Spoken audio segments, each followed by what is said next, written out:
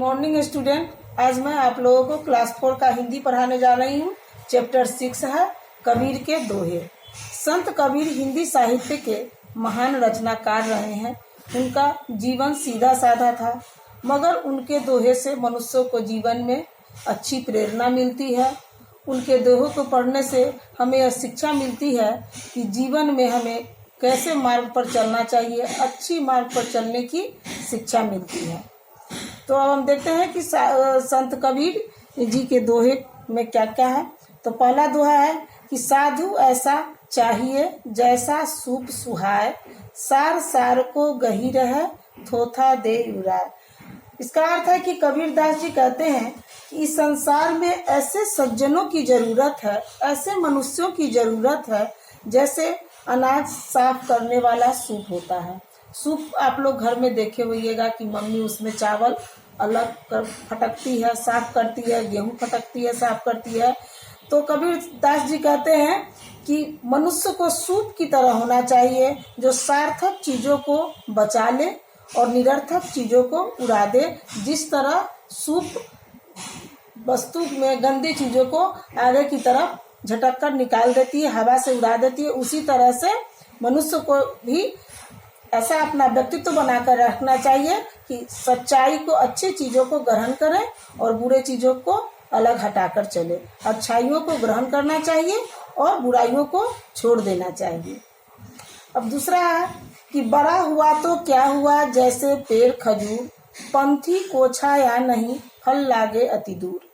इसमें कबीरदास जी कहते हैं कि उस खजूर के पेड़ की तरह ना बने जो भले ही बड़ा हो लेकिन राहगीरों को छाया प्रदान नहीं कर सकता, और भले ही जिसमें फल लग जाए लेकिन कोई उसे पा नहीं सकता, क्योंकि वह इतना न ऊंचा फल होता है खजूर के पेड़ में जिससे मनुष्य को कोई सुख नहीं है।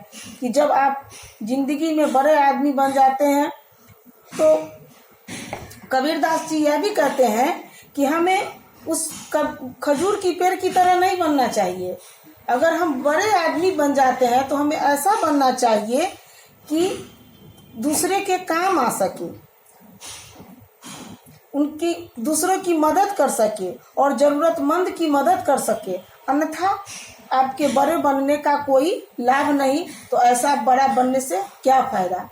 अगर आप बड़े मनुष्य बन जाते हैं, कोई बड़ा पोस्ट पर चले जाते हैं, तो गरीबों की मदद कीजिए, अपने समाज के लोगों की मदद कीजिए, अपने परिवार के लोगों को मदद कीजिए, तभी आप बड़े हुए।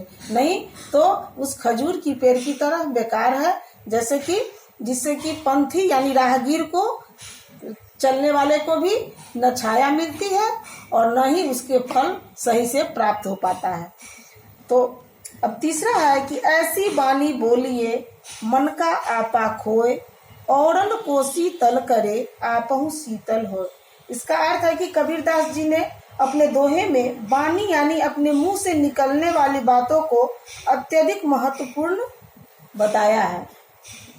उन्होंने बानी को सबसे ऊपर रखा है, अर्थात हमें ऐसी मधुर बानी बोलनी चाहिए जिससे दूसरों को शीतलता का अनुभव हो और साथ ही हमारा मन भी प्रसन्न हो उठे।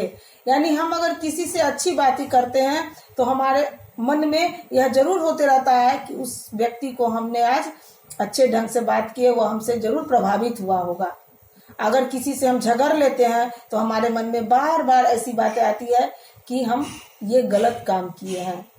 अगर सही मनुष्य हो तो उसके मन में अच्छाई बुराई का जिसमें ज्ञान होता है, उसमें यह जरूर होती है कि हम कैसा बानी बोले हैं, उससे लोगों के मन में क्या प्रभाव होगा।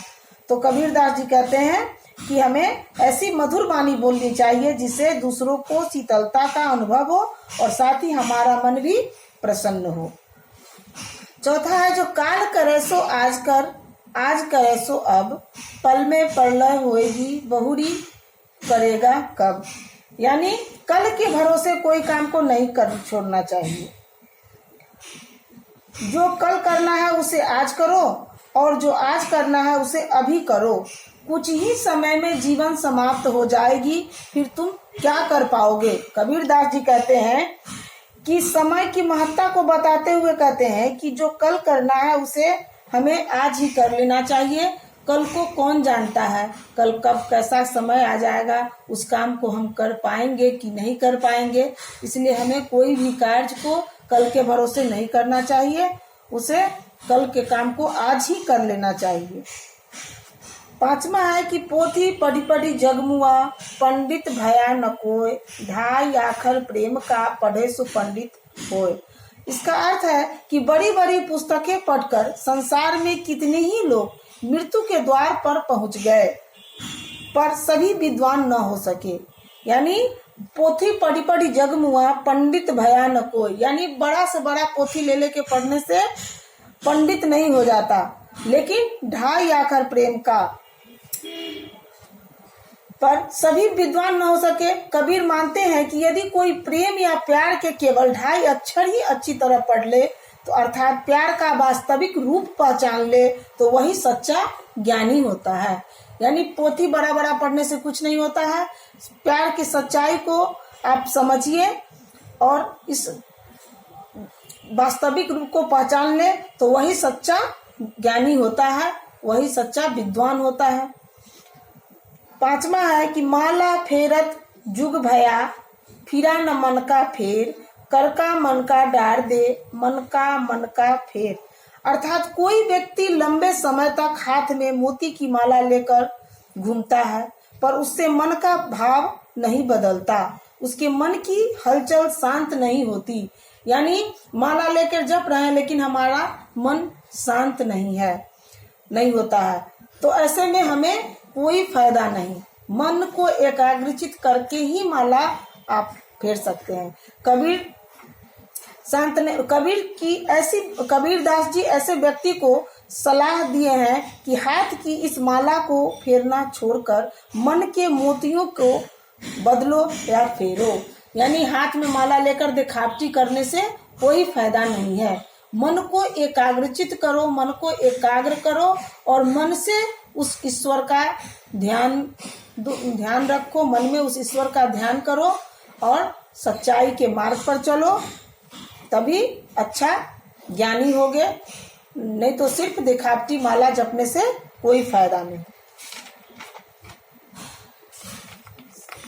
तो कबीरदास जी ने इन सारे दोहों के माध्यम से हमें अच्छा विचार दिया है कि कैसे हमें इन विचारों का अनुसरण करना चाहिए। और कबीरदास जी के इस दोहे का हमेशा लोग गुणगान करते हैं, बहुत जगह जगह पर आपको सुनने के लिए मिलता होगा। अच्छे अच्छे जगह पर जहाँ सत्संग हो रहा हो तो कबीर की वाणी, कबीर के दोहे को बजाया जाता है, लोग शांतचित होकर इस भाव को सुनते हैं। तो हमें भी इनके दोहे से अच्छे आचरण पर चलने का अभ्यास करना चाहिए, इनके दोहे का अनुसरण करना चाहिए, ताकि हम अच्छे मार्ग पर चल सके और अच्छे व्यक्ति बन सके, अच्छे इंसान बन सके। तो यही हमारा चैप्टर 6 था।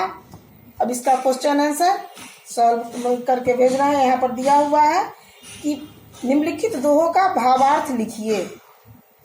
बड़ा हुआ तो क्या हुआ, जैसे पेड़ खजूर, पंथी को छाया नहीं, फल लागे अति दूर।